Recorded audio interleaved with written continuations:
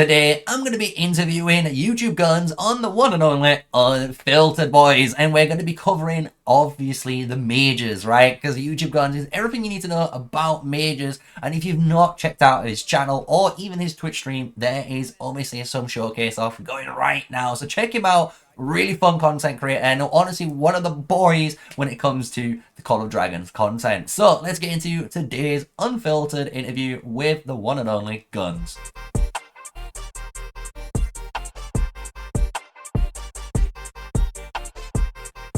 Right, so yes, on today's video of Unfiltered, we've got the main man. We've brought in the artillery Guns. That is the one and only from his YouTube channel, obviously, and Twitch. You should be able to check him out. And basically, we're asking him questions about majors, right? He's the major expert. So the first thing I want to say, welcome to the channel, obviously, Mr. Guns. Hey, MrSneakyy, appreciate you having me here, man. What I want to say with that is I appreciate you having me on. You were one of the first content creators. MrSneakyy doesn't even know this, so this is good. MrSneakyy was one of the first content creators that I watched, to include Hulksten Gaming and MAGE-R, and definitely inspired me to start doing some content creation. I'm glad, dude. I'm glad, because I'm not gonna lie, I didn't know that, you know. Like it's nice Yeah, to hear, but you know, because it's funny because I might have inspired you, but like technically, like you inspired me, right, with your mage content and the way you stream as well on Twitch. So I love the fact that like you inspired me and I inspire you, right? And I think that's what, as a content creator, that's what we should all be doing in the whole Call of Dragons space, right? So let's get into today's Unfiltered, because today's Unfiltered is going to be a fun one, because we all are talking about majors specifically, because you are the mage guy on, obviously, Call of Dragons. So the first question I really want to talk about is, from your experience in the last couple of seasons, especially in the T1 season, just how do you feel about majors in the current meta?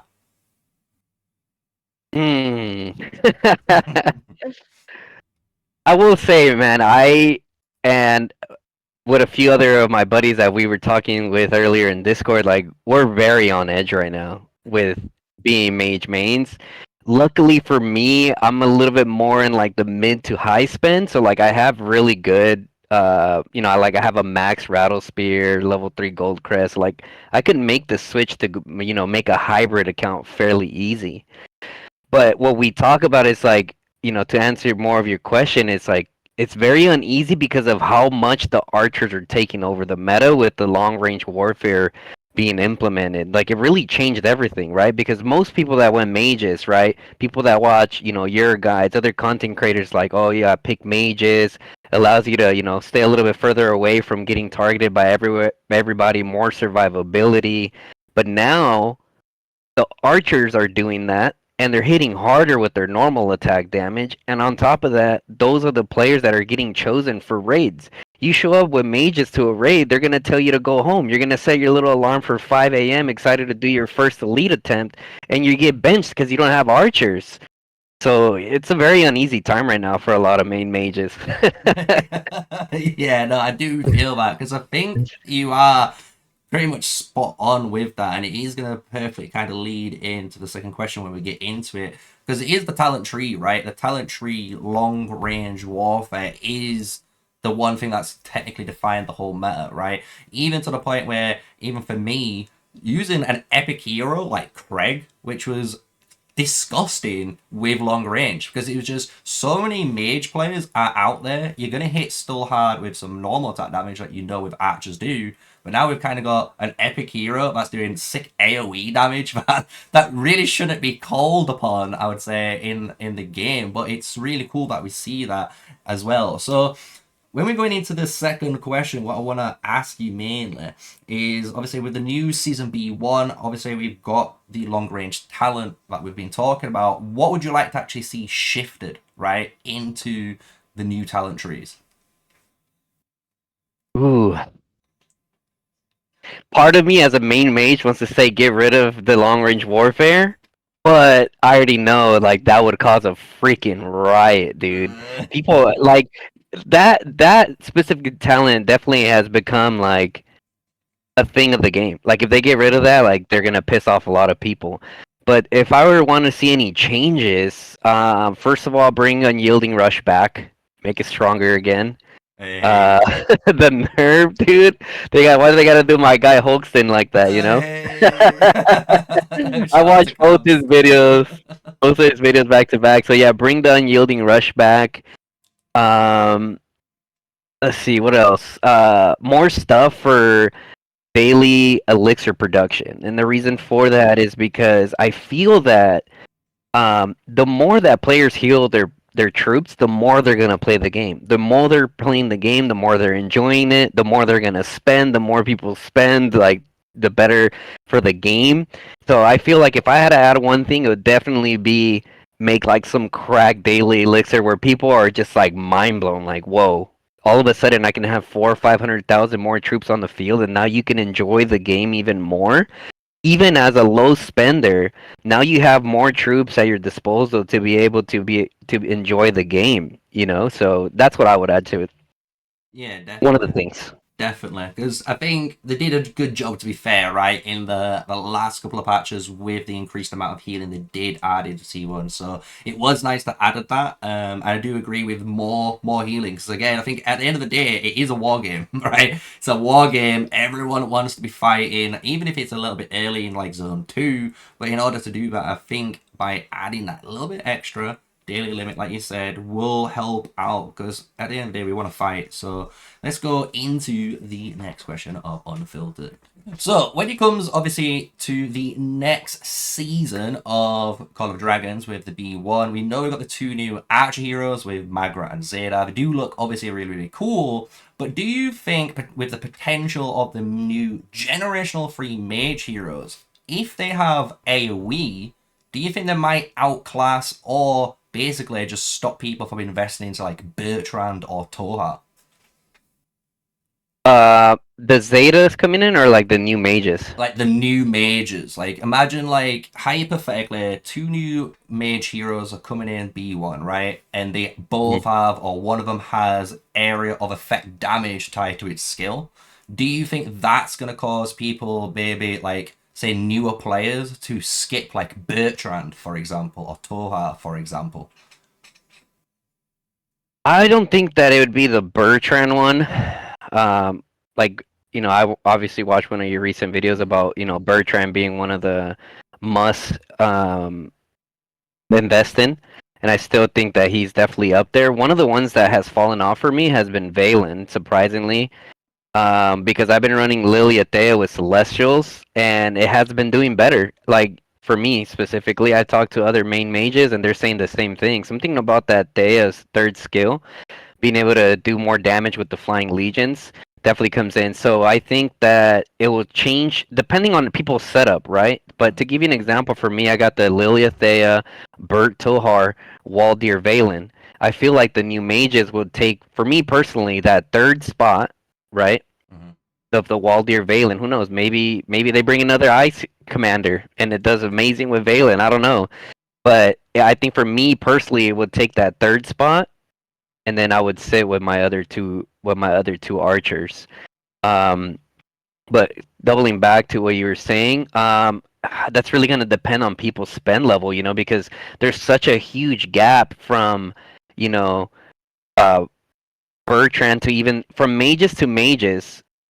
For most people, I would say mid spend can awaken the next heroes. Not immediately, but in a pretty decent time with the dailies and all that. So I don't know if that answers your question, but Yeah, no, I get what you're saying. It's one of those where for you as the major player, you've been able to basically you've leaned more into obviously, and this is kind of where I wanted to make a video on it myself, where you've leaned more into having multiple mage, marches. It's actually more beneficial to run something like Lilia Fear because that fear is in theory, if you've got her awakened too, she's shielding that other march, right? That extra march is getting the shield, it's getting the hero skill damage, so it's actually doing quite a lot of work on top of your main match. So I get what you're saying, and I understand maybe replacing that third Wildia Valen with like a double new legendary commander combo. I could see that too, or even maybe a fourth one, right? If you had enough troops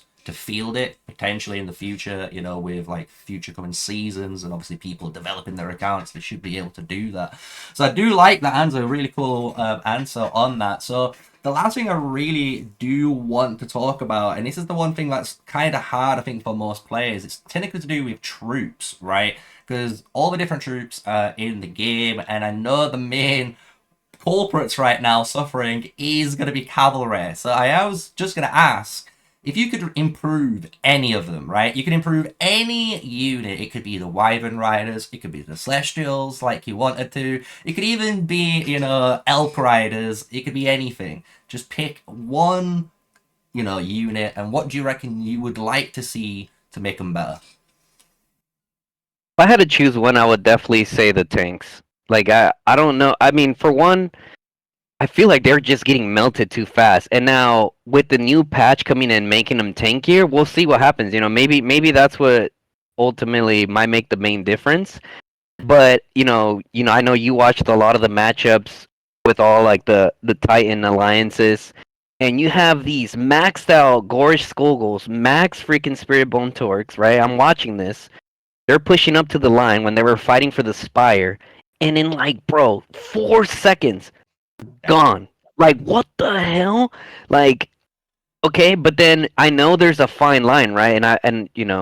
If I was a fly in the office of the devs and like, them trying to balance the infantry out, it's like I know that there could potentially be a part where it might not necessarily be that they need to be tankier, is that more people need to invest in them and then they would see more of its value, right? But if I had to choose one, I would definitely be the infantry because I've grown a lot of love for my Gorish Skogul. Yeah, man. I do agree because I think that is the key point, and it's weird to me this whole season playing infantry too. The best way, which is weird to say, but the best way to buy time with infantry was just equipping freezing ring. Like you just ran in, you knew you was gonna die in 4 seconds. Why not just equip a freezing ring, stand still for 10 seconds basically, and you still got 20 to 30x because some people were just idiots and didn't obviously take off the target.